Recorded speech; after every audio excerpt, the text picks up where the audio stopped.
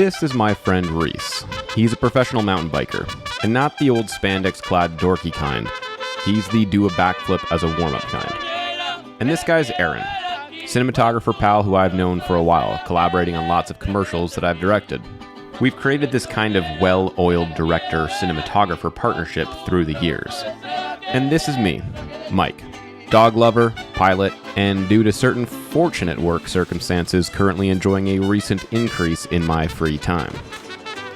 And here we find ourselves somewhere south of Guadalajara, down from Canada, listening to a mariachi band serenade our dear local hosts. But it's not so much being here in Mexico that makes this trip special. It's the fact that we all tried something neither one of us had done before. Fly ourselves down in a small light twin-engine airplane, all 2,200 nautical miles down the Oregon and California coast, through the desert of Baja, over Sinaloa, and into Jalisco.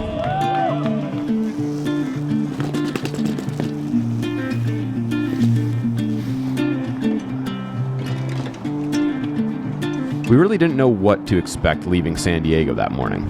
Take all the risk components of general aviation flying and add in a foreign country with a history of certain narcotic issues and corrupt police. It's no wonder we were all a little anxious.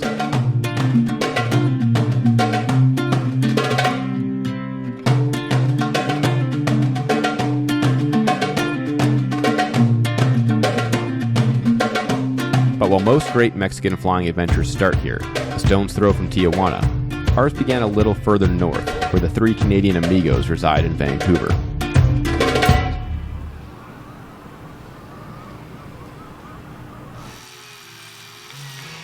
The unknown will make anyone anxious, and the next 2 weeks was filled with that. See, here's what I think. It's like, we're going to come back from this. We're going to be on like a, shoot or something in 6 months from now. Just being able to like reminisce about, like, oh, remember when we went to fucking Mexico? Foxtrot Mike Echo, April 1, westbound departure, southbound transit with Alpha. We packed up Mike Echo and were airborne by dawn, crossing the Strait of Georgia to meet Reece on Vancouver Island. While known as the water crossing around our neck of the woods, this would pale in comparison to what lay ahead. Yo, dude. How's it going? Pretty good. We're doing it. We're doing it. We're doing it. Whenever we do a trip like this, there's always a question of if everything will fit. Bikes, bags, life raft. We'll come back to that one a little later.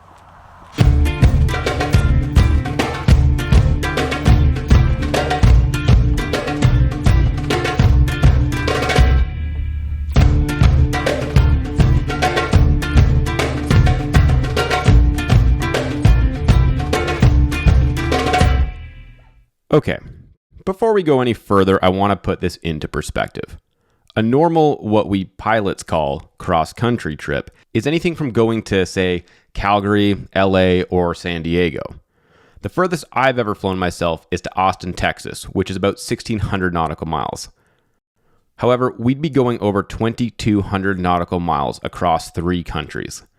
Even for a pilot that often flies longer trips, this is a ton of ground to cover.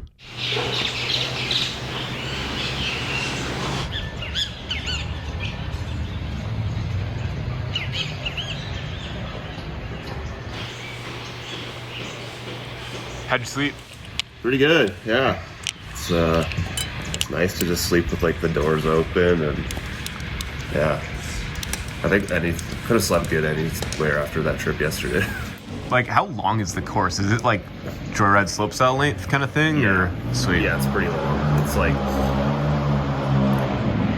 I think it's like eight features long, but they're all like really big, long gaps. Like, they're bigger than the joyride jumps because it's for downhill bikes.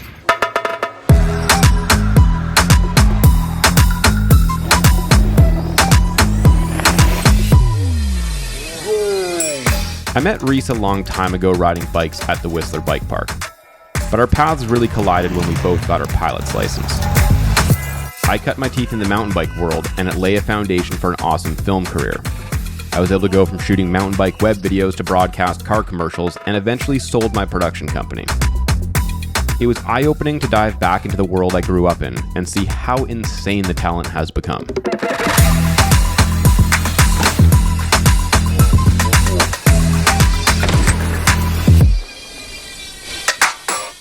Yeah, so when you show up to an event like this, I mean, one of the first things we saw was some guys building a lip off the big step down at the bottom of the course, and you're like, oh damn, that's pretty gnarly, and you're like, you kind of feel that internal pressure to go for it. You're like, oh, maybe I should flip this with them. But then the other side of the coin is like, well, what if I get hurt? Like, is that worth it? And it's something I think that plagues like a lot of event riders and just bike riders in general. You kind of get this like almost jealousy of what other people are doing, and you're like, how can I come to terms with like my own riding to be satisfied and just focus on yourself. I think it's hard when you show up to a course and you see people are already modding the course on something that's already kind of gnarly. You're like, oh damn. And like being from Canada, like it's our winter, we haven't ridden this type of stuff, and a lot of the guys come straight from Utah where they ride this all winter, so you're like, oh damn, I kind of feel like a pussy. But I think just like one, being easy on yourself, and two, just going with your gut on how you feel about it. You can definitely feel disappointed in yourself if you don't do what everyone else is doing, but I think that just like comparison's the thief of joy. So I think just focusing on yourself and your own riding and your own progression is really the only thing you can do. After a 45-minute delay clearing customs at Boeing Field due to some computer issues, we were finally on our way south again. This route never disappoints out of Seattle with the views of Mount Rainier.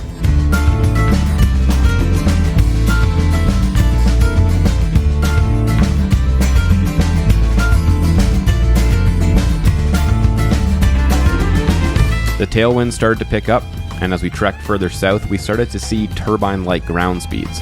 But the best was yet to come. We are 17,000 feet, 86 miles north of McClellan, doing a awesome 242 over the ground, 77 knot tailwind component. And seem to be past all the weather. Reece took a nap. This guy almost his pants, but didn't.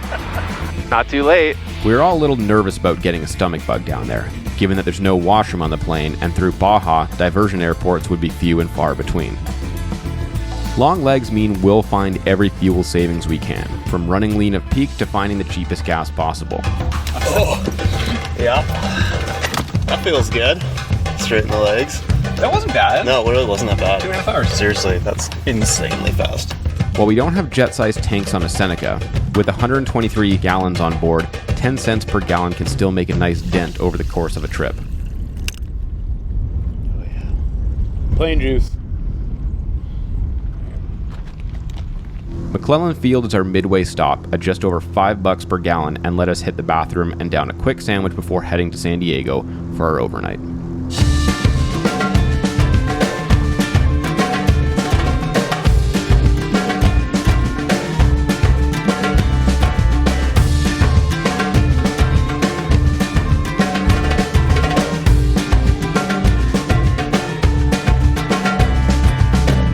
Yes, you're seeing that correctly. That's upwards of 300 knots over the ground in a Piper Seneca.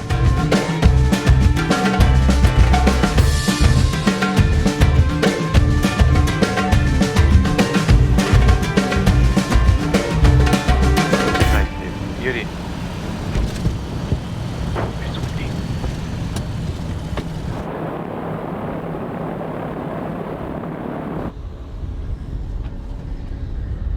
Gusty winds would become quite the recurring theme this trip. It took us a second to get our bearings around Brown Field and find the self-serve fuel, but we finally put the plane to bed for the night. And remember how I said we were worried about getting stomach bugs?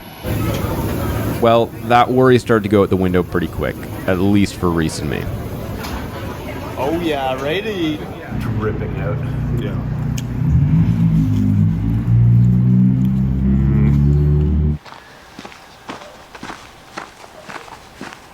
If you haven't figured it out yet, we're down here for a freeride mountain bike event that Reece is competing in. And it's just like it sounds. A bunch of gnarly riders from around the world are hosted by some crazy locals for a week of insanity. It's Do this day in, day out. Well, you know, it's after you haven't ridden this kind of stuff for a few months, you do get nervous when you show up to a spot like this. Like, these are big jumps. Lots of people got hurt last year. So yeah, even like top riders, pro free riders, we do get nervous riding this stuff. And I think if you say you're not nervous showing up to a fresh course, like you're lying. You're just trying to look tough, because everyone does get nervous, you know. Just starting small and working your way up and just taking your time with it, because there used to be like a saying, it's like, well, you can't win practice, so there's not really a point of just trying like laying it all on the line instantly and then you just break yourself off. So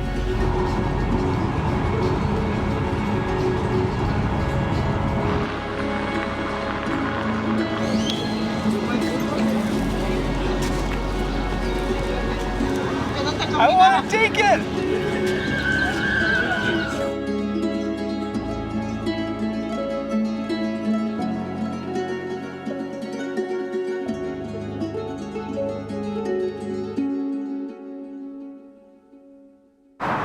A lot of unknowns today. A lot of unknowns.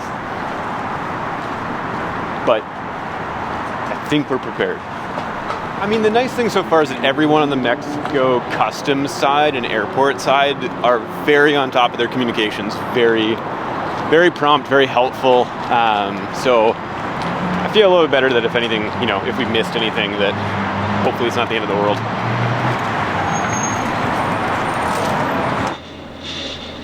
There's no thunderstorms forecasted though, which is good.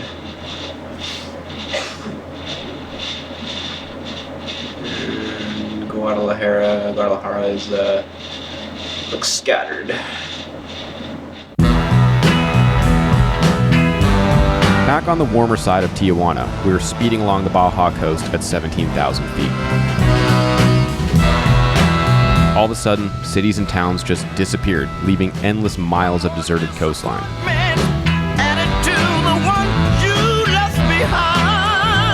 Like I said earlier, bathrooms aren't a thing on a 6-seat plane. So when nature calls, you gotta figure it out. Success. Nice. Woo. All right, 85 miles north of Laredo. Planning our arrival in. Be landing runway 34. Land to exit Bravo and over to the GA ramp, which is to the south of Bravo, and customs is right in there too. We'll ask Laredo Tower as well where to park.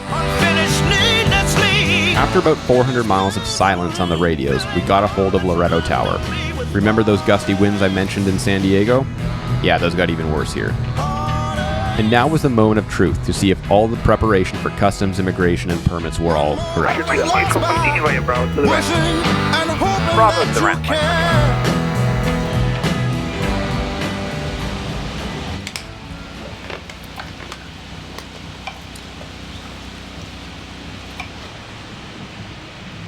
oh yeah, that's some good Joe. What was that reaction? You don't see blowing dust in the weather reports very often in Canada, but you do in Mexico. That's just one of our en route forecasts there. Yeah, so pretty much what we're going through here now is checking each of the METARs, which are the current weather forecasts at all the major airports en route. Puerto Vallarta seems to be the only airport that's semi-en route. It's a little bit off track from us, but it's the only one that really has a little bit of weather around it today. So I just want to make sure that we're not going to get into any weather that we shouldn't be getting into, no thunderstorms, anything like that. But it's looking pretty decent so far.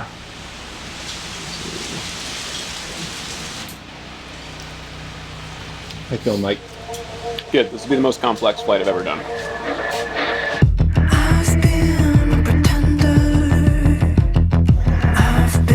With 100 nautical miles of open ocean ahead of us and daylight quickly fading, it was time to get on the move for our most challenging leg yet. Laredo Tower, Mike Echo, ready for taxi.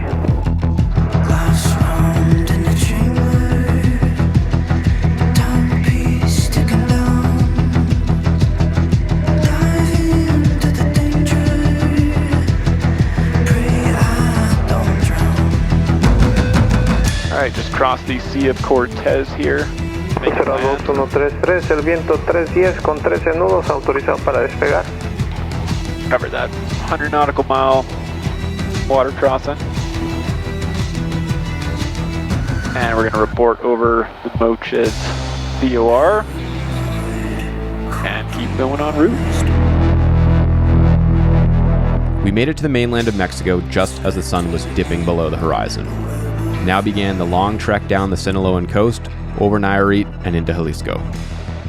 We were in unfamiliar land now, and this is where we really hoped that everything went smoothly. Alright, so we're about 55 minutes away from Guadalajara. Just finished briefing our arrival in there. We're going to expect to do the ILS DME 2, runway 29. And the transition will be the 185 radial fix, fly the DME arc, around and in, pick up the ILS in, and the ILS 29 looks something like this. Fairly straightforward. And when we get in, we'll have everybody's eyes out and vigilant. Big airport, and we're gonna plan to exit Echo. We'll probably get taxi via 02 Alpha 3 and off to the FBO. Everything's running pretty smooth up here. Approach is all in, and we're a little ways south of Mazatlan. How's Aaron doing back there? Oh, it's so dark. A little dark, but Do any of those ceiling lights work up there? Negative. None of them? I haven't tried the middle ones.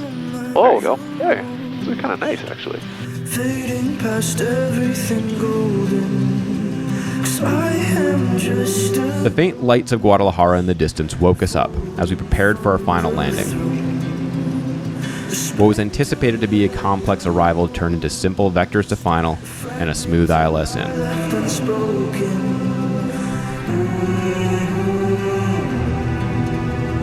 Fragmented, I left unspoken.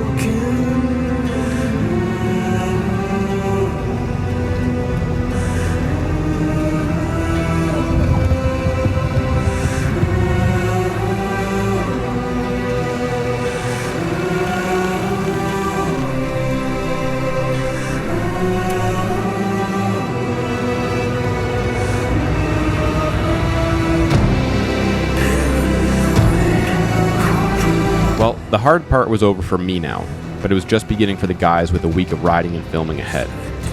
After some car rental delays and meeting a cute FBO count, we were finally on the road to our Airbnb. Paranoid, compromised. We're here, Mexico. Oh, I'm tired. I woke up around 2, and then I think I fell back asleep around like 5:30. And I guess it's just an interesting dichotomy of emotions because I've ridden way gnarlier stuff. Like I ride my backyard, which is a similar size all the time, and it doesn't stress me out. There's been a lot of big crashes this week with really talented riders, you know, bones snapping and sticking out of skin, surgeries and ambulances, and it's been a fair number of people who've gotten hurt.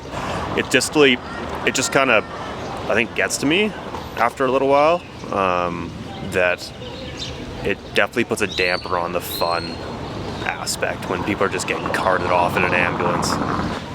You know, last year I came down and I wasn't filming a video, and I still rode the whole course and I had a good time, but I rode it like very limited amount of time. Like I only did a few laps on it, and then I ended up tearing my rotator cuff at the end of the event because I got wind blown. And it's just a really funny feeling at this event to have this level of anxiety. Like this is like rampage level anxiety for me, but I really just think it's you seeing your friends with their bones sticking out of their skin, and you're seeing these clips of kids just dying, that it's hard to ignore that and still like just feel like happy-go-lucky about hitting a 50-foot jump. What's the word? Yeah, minimums, I guess. Thresholds. Yeah, everyone's got like their own thresholds of safety and what feels comfortable to them, and it's different for everyone. And I think you have to like really listen to your gut, whether you're riding a bike or flying an airplane. It's kind of the same thing. You gotta keep in mind safety. It was refreshing to see an extreme athlete with the risk mitigation style Reece has. I feel like aviation risk management has had an impact on our lives beyond the cockpit. Closer to the main event day, I went to figure out how to fuel the plane while not knowing a word of Spanish, and Reece went off to explore a ride on a volcano. Things you only do in Mexico, right? We're here at the bottom of Nevado do Colima. It's like a 14,000 foot tall mountain about 2 hours south of Guadalajara, and we're doing some shuttles. I don't know what's happened, but I think we picked up a child. Are you coming mountain biking? Sí. Mountain Bici? bike? Sí. See? ¿A la bici vas?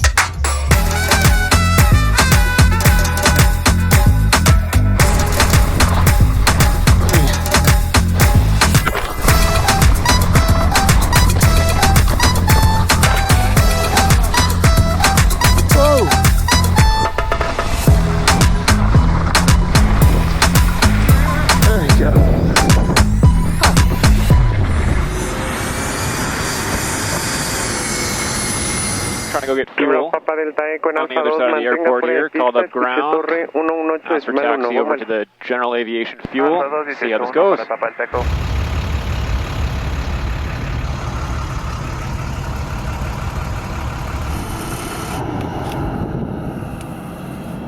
After a week of practice, day 7 rolled up and we watched Reece put on a show for the crowds during the main event.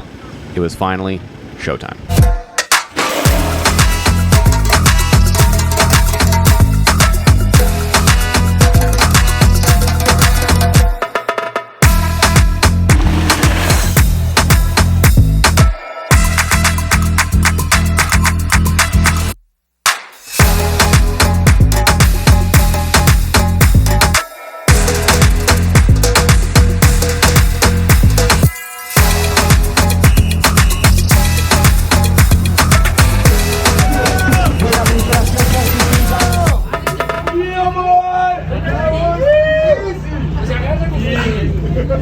It's too funny.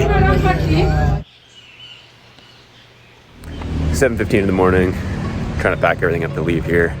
Reece is having some bathroom problems.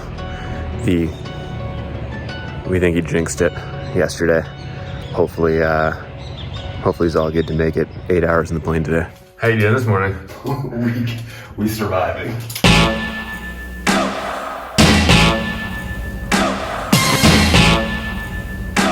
So dusty. After a week of blissful warmth, great food, and friendly locals, it was time to make the long trek back north. The plan was to make our way back to Camarillo and then spend the day in LA, but the weather gods had other plans in store.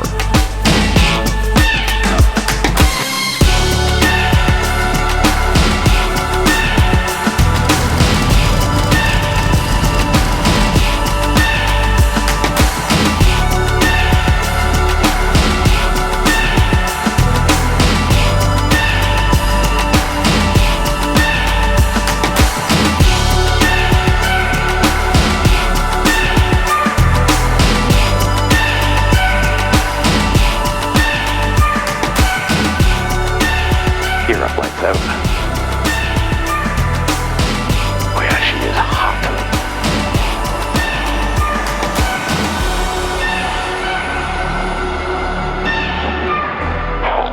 Lieutenant Control, Foxtrot, Mike, Echo 5,500, climbing 12,000. Charlie Foxtrot, Mike, Echo. Buenos días, no ibas content. Alright, so we are somewhere just north of Tepic. Kind of north of Puerto Vallarta there, heading up the west coast of the mainland. Had a little bit of an adventure getting out of Guadalajara. Totally did not check the flight plan that the FBO had copied in off of my original plan, which they changed it to IFR and 16,000 feet instead of VFR and 6,500. So basically took the clearance, took the IFR clearance out of Guadalajara. Once we got past the restricted areas, we canceled IFR and proceeded VFR pilot's discretion. And now we're just hopping between terminal areas, just telling them where we are as we go. And I think we're going to stay at 8,500. We are getting a 5-knot tailwind here, so I think we'll take that over, descending lower. This is a little bit better than was forecast at 6,500, so we'll take it. Boys are resting. And we got just under 3 hours to go here to Loreto. So, long flight, just under 4 hours.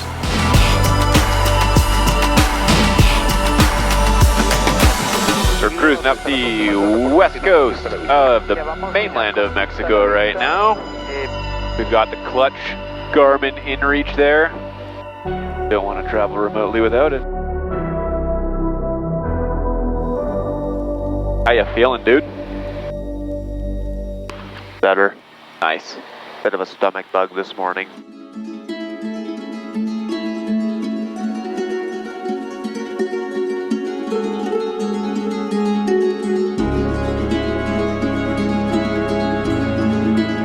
Alright. I don't know what to say right now. Hello. Hello. Welcome to Flying to Mexico. This was our second crossing of the Sea of Cortez. While we had a life raft and preserver sitting beside us, it wouldn't exactly be pleasant if we needed to use them anywhere along the 100 nautical miles of open water. And unlike the way down, we weren't at 17,000 feet.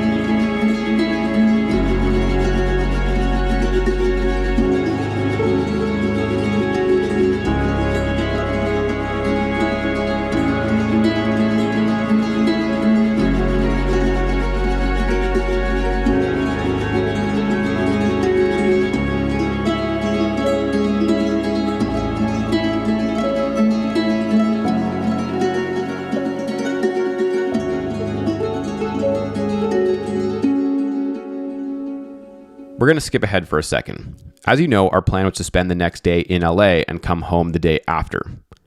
But as we landed back on US soil, I got a text from an ATC contact back home advising us of a large change in the forecast the night before our planned arrival.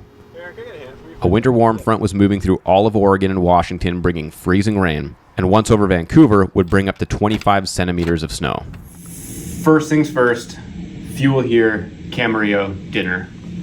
I think the options that we have tonight are we can either keep pushing up, farther up, Okay. or crash for a little bit at the Airbnb, but be up super early and leave tomorrow early. Because we just need to beat all the shit that moves into Vancouver later tomorrow night, late tomorrow night and Wednesday, all starts pushing through Oregon tomorrow afternoon. I want to kind of see how everyone's feeling on like tonight versus early tomorrow. But I also think that having dinner and just like chilling for a bit will make a big difference for making a sound decision on that. Okay. So right now, I feel fine. If we did go up tonight, I think we should all be awake the whole time. Yeah. Yeah. And if any one of us is like, no, I can't stay awake. Okay. Like, just say. I feel like at 9 or 10 I'm gonna fall asleep. Okay. That's pretty standard for me most nights. Okay. So. But I'm kind of leaning towards like. I'd rather wake up early, I think. Yeah, like I think I'm leaning towards we hit a really good dinner tonight. Yeah. And like eat. And then we won't be able to get a breakfast or anything tomorrow, I don't think, but we bounce out of here like really fucking early out of Camarillo. Yeah. Ready to go? Yep, ready. Nice, appreciate the easy legs down. Mike Echo Roger, runway 34, wind 040 degrees at 14 knots, QNH 29er 1, taxi via Bravo and back taxi 34, line up and wait.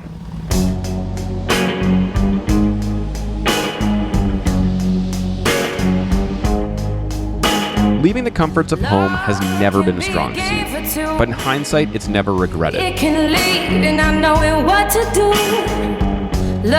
all had our own anxieties on this trip, but did any of those worries come true?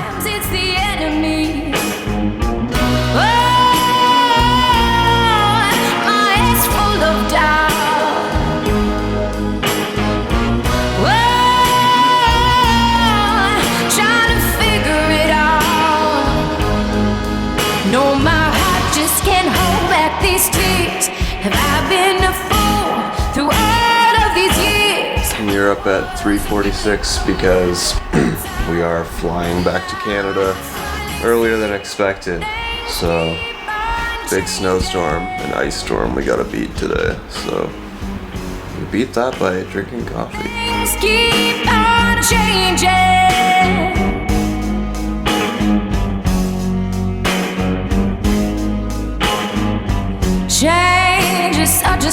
whole thing.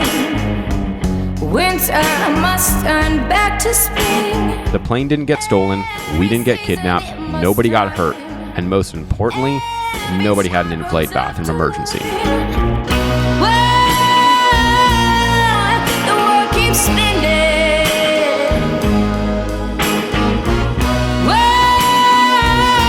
It continues to blow my mind, with each flight I do, how incredible the privilege of flight really is.